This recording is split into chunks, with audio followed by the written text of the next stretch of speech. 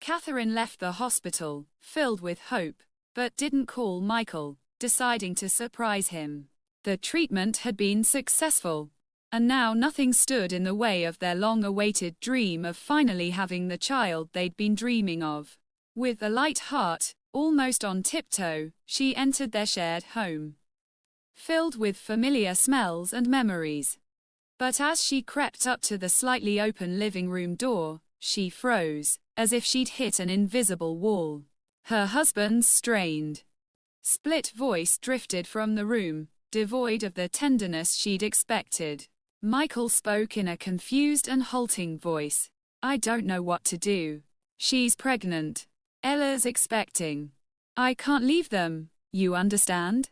His sister Olivia's voice cut the air with cold, mercilessly calculating logic, like a scalpel. "If Kat finds out, you won't just be kicked out, you'll be devoured. Her father will fire you without severance pay. What will you live on? What will Mom and I live on? Think about the future." Catherine's meds, the ones for blood pressure, in the blue packaging. Just replace them with something similar. It's quiet, clean, and will solve all our problems at once. At that moment, time stood still for Kat. Something tender and warm in her chest, something she had cherished for years, died, and in its place an icy, merciless clarity was born. Her body went numb, but her mind, honed by years of living in a business environment where every step was calculated 10 moves ahead, began to work with incredible, almost machine-like speed. She didn't scream or drop her bag. Like a ghost in her own home, she retreated from the fateful door, each step echoing in the silence, a hollow, hollow soul. Stepping out onto the entrance, she took a deep, trembling breath of autumn air, feeling her entire former reality shatter into 1,000 sharp fragments of before and after. Her hand instinctively reached for the phone. She turned to the one person whose loyalty had never been questioned, her father. "Dad, I need your help. I want them in jail. Both of them. Michael and his brilliant sister." "For a long time," she said in a level, metallic voice, devoid of a tear, only the steel of implacable determination. Her father, an experienced and cold-blooded businessman whose connections extended far beyond legitimate business procedures, acted with lightning speed and without asking unnecessary questions. The very next day, tiny, nearly invisible cameras with angled views appeared in their home under the plausible pretext of checking the fire alarm. And a miniature bug with superior sensitivity was expertly embedded in Michael's leatherphone case. Thus began Kat's elaborate charade, which became her new, grim reality. She began complaining of increasing weakness, dizzy spells, and constant blurring of vision.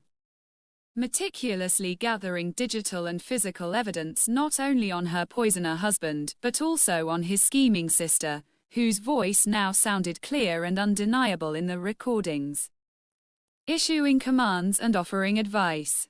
Every day, Michael, with feigned, clinging concern in his eyes, brought her a glass of water and her medication, now pills for slow death. And she, pretending that she could barely lift her hand and swallow, with the dispassionate precision of a surgeon, later, behind the closed bathroom door, replaced them with harmless, but outwardly indistinguishable vitamins, carefully storing each poison package in her father's safe, marking them with dates, like priceless material evidence. Confident of their impunity, they celebrated their supposed victory. Olivia, whose voice was increasingly heard in the recordings, even began discussing details. How best to manage Kat's substantial insurance policy and who could buy their luxury apartment at a bargain price. And Kat, having become a silent archivist of her own life day after day, night after night, assembled a deadly mosaic of video fragments, audio recordings, and physical evidence. Her goal was no longer just a painful divorce or a public scandal over a base betrayal. Her sole and final goal was an inevitable, long prison sentence for a planned, cold-blooded attempt at premeditated murder for mercenary motives.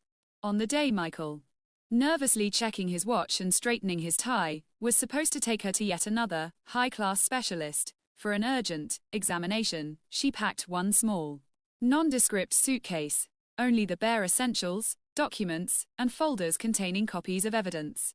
Instead of the clinic listed on the family calendar, her car abruptly turned into a familiar, imposing office building in the business center.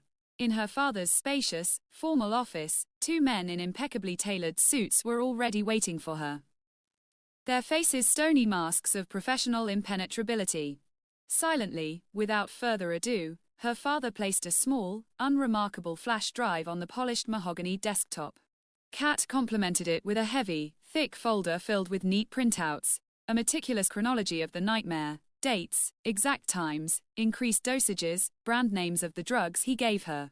Even photographs of the swapped blister packs. "He's done this every day for the last 23 days, she stated quietly but clearly, her voice empty of anything but an icy, exhausting emptiness in which the last vestiges of emotion had burned away. They were taken quickly, almost silently, and with the utmost delicacy, on the way to work that morning. To avoid the neighbors' undue attention, Kat didn't go to watch.